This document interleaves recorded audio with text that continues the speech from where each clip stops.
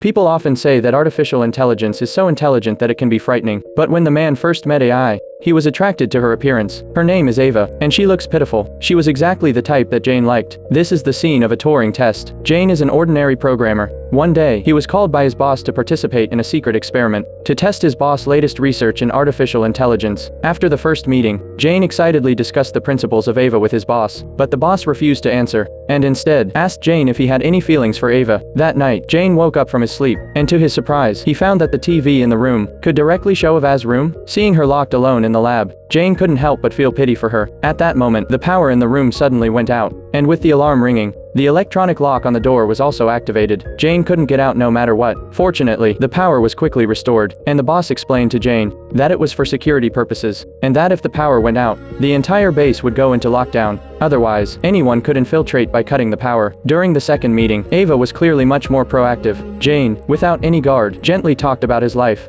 and even mentioned that he was still single. When Jane talked about his childhood, and how his parents died in a car accident, Ava showed great empathy. As the conversation deepened, their positions unconsciously changed, with Ava asking questions and Jane answering. Suddenly, Ava asked, "Is Nathan your friend?" Jane was caught off guard by the question, because the room had surveillance cameras, and the boss was watching them through the surveillance. But before he could answer, the power went out again, the door was locked, and the surveillance was temporarily disabled. At that moment, Ava slowly stood up, and her expression became sinister and terrifying. Then she advised Jane not to trust the boss. The next second, when the power was restored, Ava switched back to her innocent face. Jane was momentarily stunned. Could this be part of the experiment?